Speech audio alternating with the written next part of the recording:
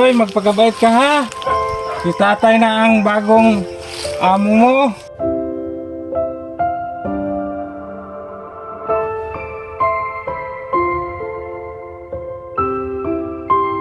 Salamat sir ha.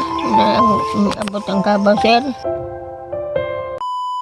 Meron po tayong surprise sa matanda, si Tatay Bining. So ito po yung nabili natin kalabaw. Surprise natin sila. Maganda po itong klase kasi lalaki. Saka malakas kumain. Magandang klase po ang nabili natin kalabaw. Ito po ang regalo natin sa matanda po na matagal na pong hiling niya na magkaroon siya ng kalabaw kasi namatay po yung kalabaw niya. Wala siyang katuwang sa kanyang pag-uma, pagsaka. Sabahin po kami.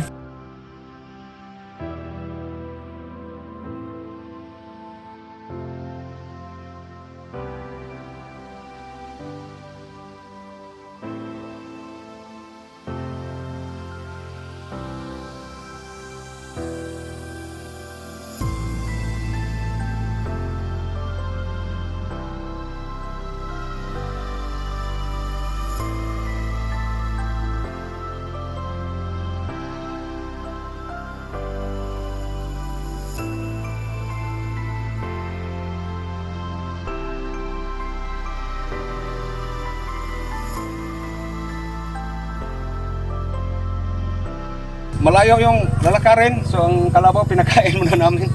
Parang hindi mapas mo. Malayo pa yung lalakarin namin, sobrang dulas yung daan. So shout out Ate Nina sa Atin Grace. Shout out. Lalakad lang tayo kasi putik. Hindi makapasok po dito yung sasakyan po. Napakaputik.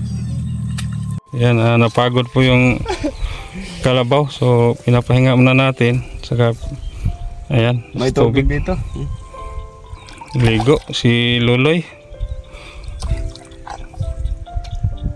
Yan, medyo malayo pa yung alakarin natin. So, papahinga muna kami. Dito si Bro Nene.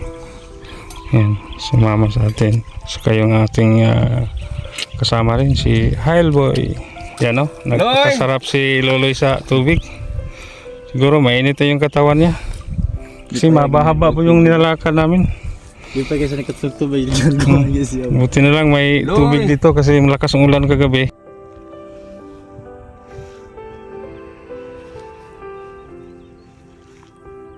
Dito lang nating iwan yung kalabaw.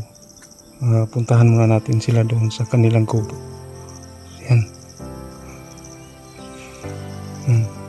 Ako lang maiwan dito, ako ang magbantay sa kalabaw. Bantayan mo ba? Ako ang magbantay. Pero hindi nila alam na mayroon tayong dalang kalabaw.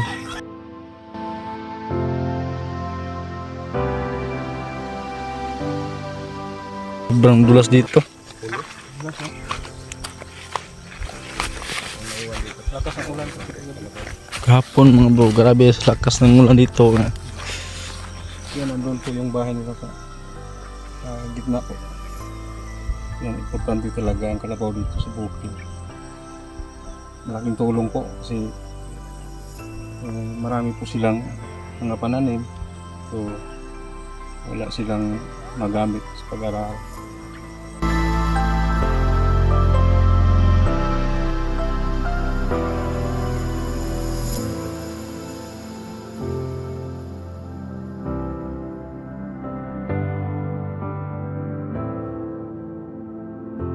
Pwede bang makausap namin kayo saglit tayo? Dito lang tayo kasi maingay po yung aso.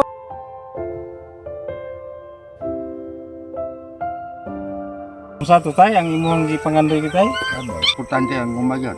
Pwede ba makuyig ta dito sa babaw? Isama po natin sila, si nanay at tatay.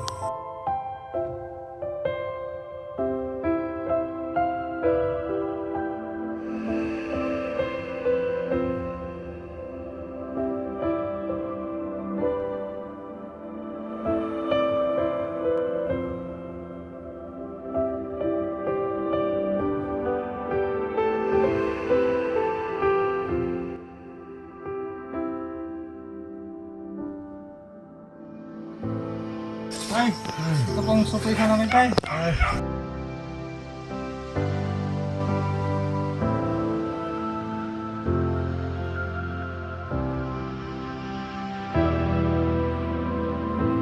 Abot ang pangandoy tay. Amiguhan na sa tay ha. Si Loloy yan ni tay.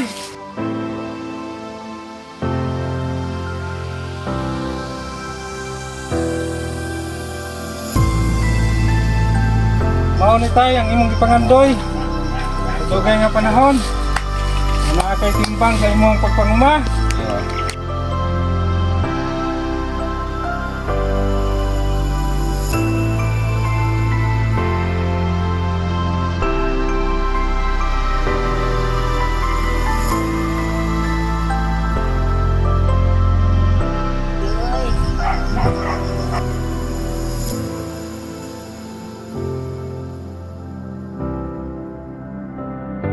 Loloy, magpagabait ka ha.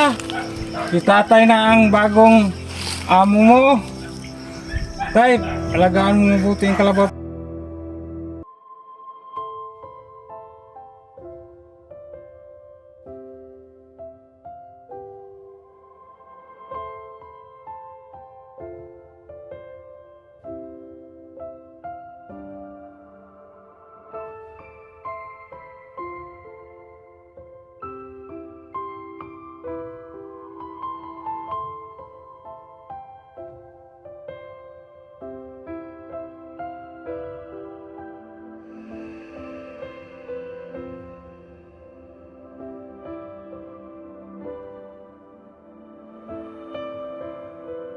Salamat, Mister. Oh, inyuhan na ninay. Inyuhan ning pati manod layan na ha. Inyong paliguan sa udto. Ayan nyo idaro, init kaing panahon. Lumadaot ang kabaw ha. Nindot mo siya nga klase na ito magkuon. Mapalom mo. Medyo bata pa ninay niya. Mapalom mo. Main sa makaunay. Sa makaon.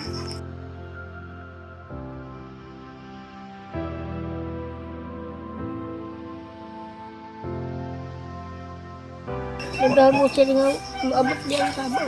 Daghang salamat sir ha. Na abot ang kabaw sir. Amerika tabang mo sa Sa kainan. So inyuhan na yung manok main na ha. Inyuhan naman dyan eh. Tanag kong kabaw, malipay na ko yung ko. Natuman na ginong pangandoy tay, nay. Salamat Bata. palit og sa kabaw. Og sa paghatag. Maranay ako kasulti. Sir. Maraming salamat po no sa ating sponsor Atinida sa ating Grace. Maraming salamat po ma'am. Sandog po nating kalabaw sa mag-asawang matanda po. Ito lang po ang tanging hiling nila na magkaroon sila ng kalabaw para mayroon silang katuwang sa kanilang ano po, pagsaka. Ayan. Nabigay na po natin ang hiling ni tatay. Maraming salamat talaga. Pasalamat ko sa sponsor sa kabaw. Nangiabot sa ako ang Dako na kay katabang sa inyo ha, sa imong papa no. Kadaro lang ko din na. Mabait naman to si Loloy. Yan, nakasundo sila agad. Mabait yan tay. Ikaw na bahalang Kaya magpantaya nang bahala. Lalaki yan. Siguro yan ang makatuwang mo sa pagsasaka ng kanyang uma ninyo.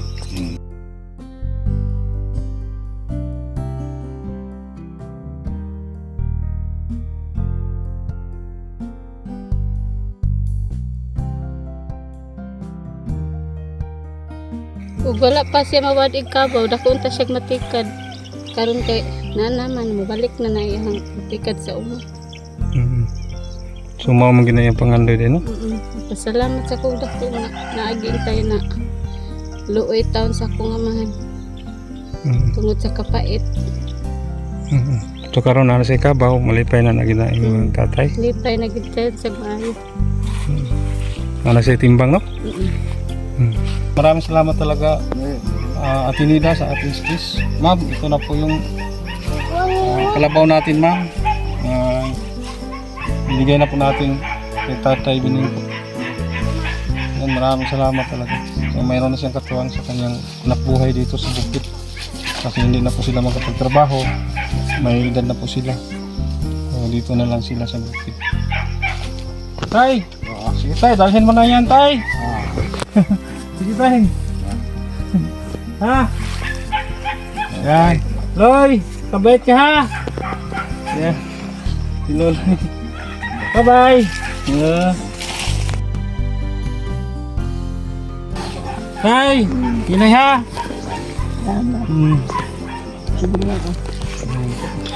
Bye-bye, Loy.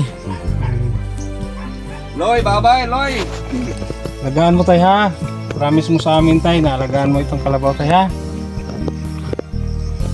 Magandang klase po ito tay. Mupalon. Ito bata pa pero malaki na.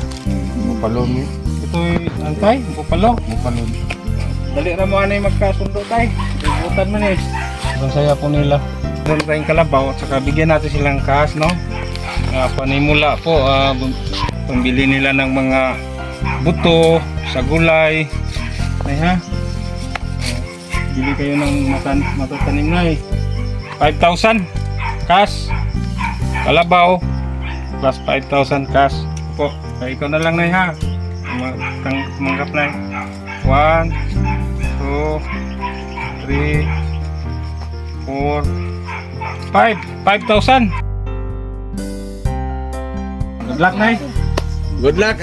Ingatan nyo yung kalabaw nyo tayo ha. Ang pingi. Pangga. Si Loloy. Ano mo si lolo mo ha? Alagaan ng kalabaw ha? O yan.